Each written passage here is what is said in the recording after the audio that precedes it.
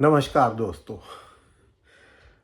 कल वीडियो नहीं डाल सका, वेदर बहुत ख़राब था और लाइट की कमी थी। अब गर्मी ख़त्म हो रही है, धीरे धीरे अब बारिश होगी, पत्ते गीले होंगे, वो रहेंगे और फिर हवाएं चलेंगी, पत्ते टूटेंगे और फॉल का सीज़न शुरू होने वाला है। ऑलमोस्ट सितंबर में होता है, अभी से मतलब उसकी तैयारी हो गई है। वैसे कल और परसों यानी कि सैटरडे संडे, नॉट कल और परसों, सैटरडे और संडे जो है उस 27 डिग्री टेम्परेचर है यहाँ कनाडा में, अंटारियो में। तो काइंड ऑफ ए गरम। तो एनीवे, बात करते हैं हम आपके फेवरेट प्रोग्राम कौन बनेगा करोड़पति की। इस साल काइंड ऑफ दूसरी बार चल रहा है ये, पर ठीक है, जो चीज़ बिक रही है उसे बेच लो। एज भी काफ़ी हो गई है बच्चन साहब की, तो ये पता नहीं नेक्स्ट सीरीज़ वो कर भी पाएंगे कि नहीं। हालत अभी भी उनकी ख़राब है। वैसे दौड़ के आता हुआ ज़रूर दिखाते हैं, लेकिन उनकी ड्रेस सेंस आजकल काफ़ी उखड़ी हुई है। जो 3 पीस सूट वो पहनते हैं उस इतना लूज़ है कि बिल्कुल फिटिंग उसकी ठीक नहीं है, ज़बरदस्ती पहना हुआ लगता है। नीचे स्नीकर पहनते हैं, कोई सूट के साथ स्नीकर नहीं पहनता।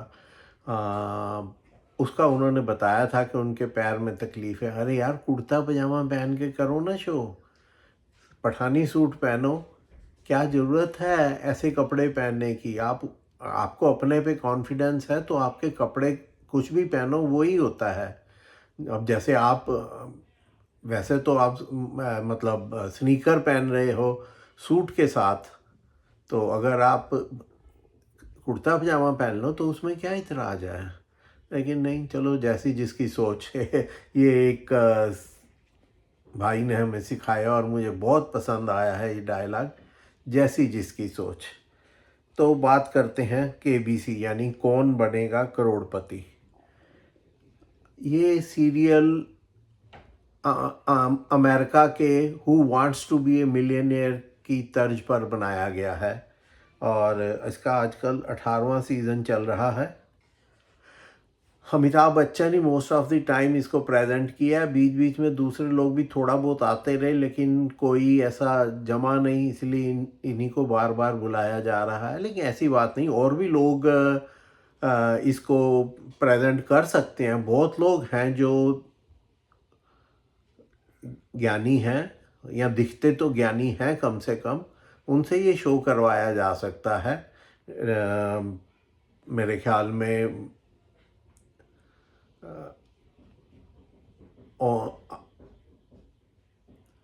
अनुपम खेर साहब एक बेस्ट चॉइस हो सकते हैं, दूसरा बोमन ईरानी एक बेस्ट चॉइस हो सकते हैं। लेकिन चलो, जब तक बिक रहा है, अगले भी एक एक सुना है, एक एक एपिसोड के 2-2 करोड़ या 5-5 करोड़ बच्चन साहब ले रहे हैं। तो और कोई करोड़पति बने या ना बने, बच्चन साहब तो करोड़पति 11पति बनते जा रहे हैं इस प्रोग्राम की बदौलत।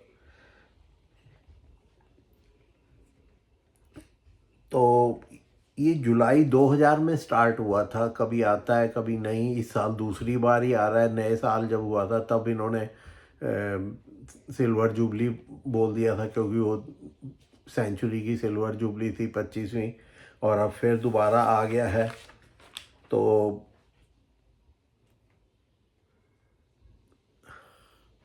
इस तरह इसको बोला जाता है। क्वेश्चन अच्छे, इसमें कोई शक नहीं, क्वेश्चन अच्छे हैं, मल्टीपल चॉइस क्वेश्चंस का शो है और बच्चन साहब। लेकिन क्राइटेरिया जो है most of the time, I am not saying every time, ज़्यादातर टाइम पे क्या होता है कि जो कैंडिडेट होता है वो गरीब है, भिखमंगा है, भूखा है, खाने को कुछ नहीं है, माँ मर रही है, बाप उल्टा लटक रहा है, और हर 90% जो कैंडिडेट होती हैं उनका यही हाल होता है।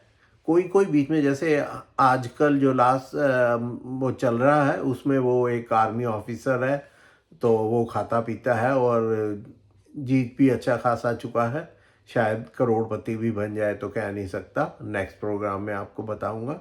लेकिन मोस्टली यही दिखाते हैं कि खाली यही नहीं, ये प्रोग्राम वो इंडियन आइडल और सारे गामा, जिसमें भी जो लोग होते हैं उनको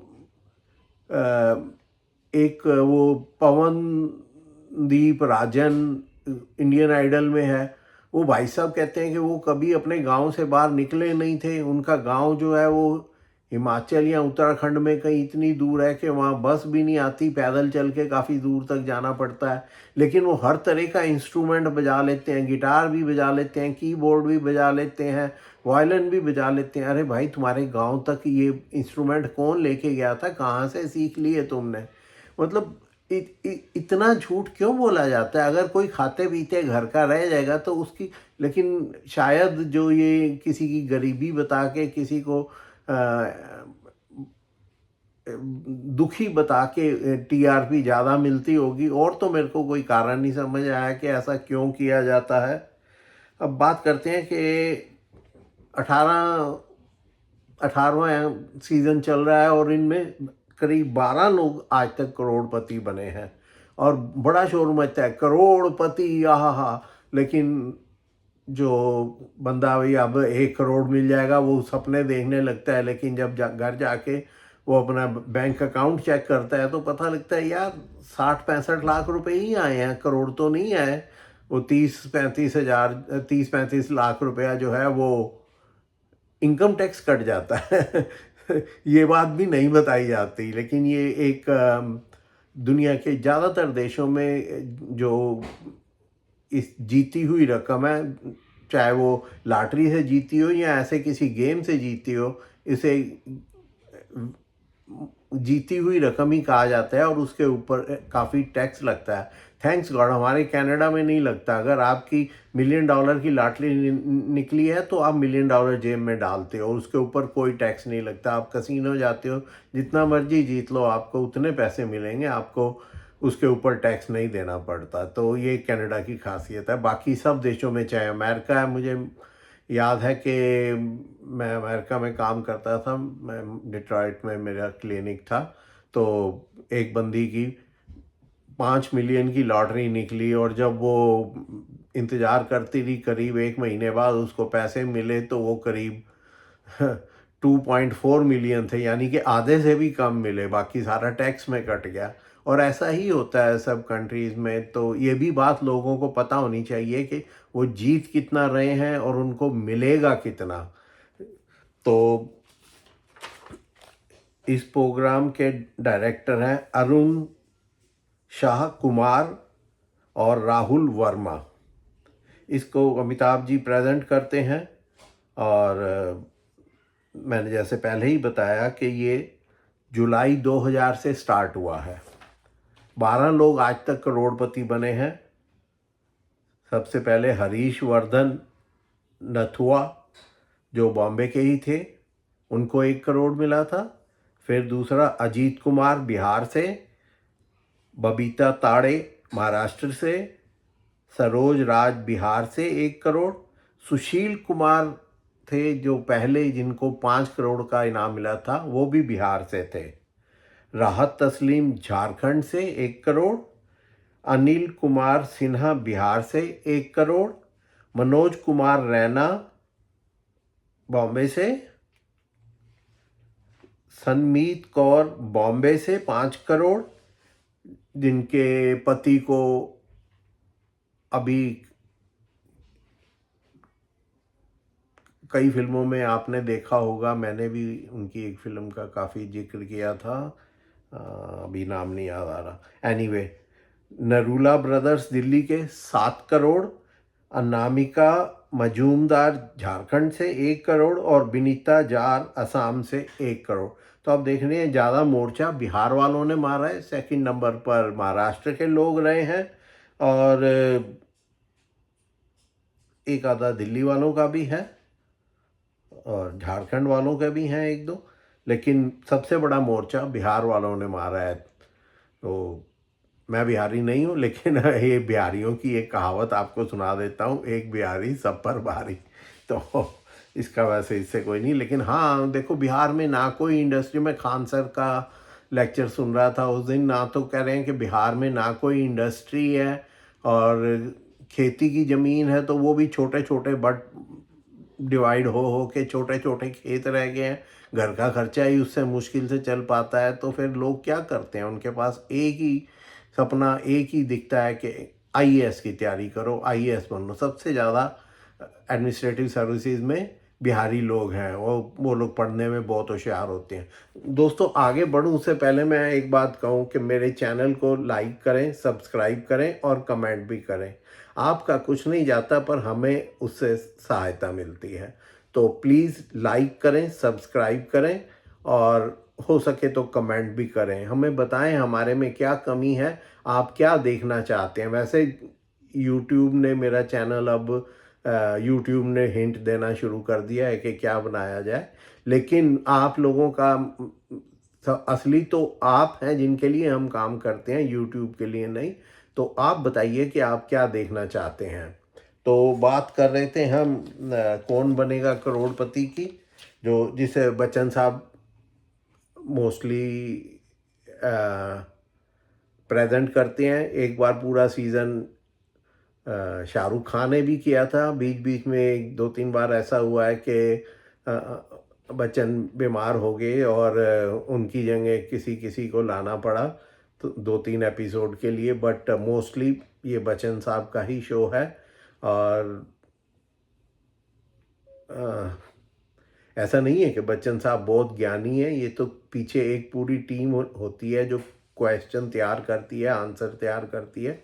वो तो सिर्फ प्रेजेंट करते हैं। बड़े लोगों को ये महसूस होता है कि शायद बच्चन जो है वो ही दुनिया के सबसे ज्ञानी इंसान है, तो ऐसा नहीं है।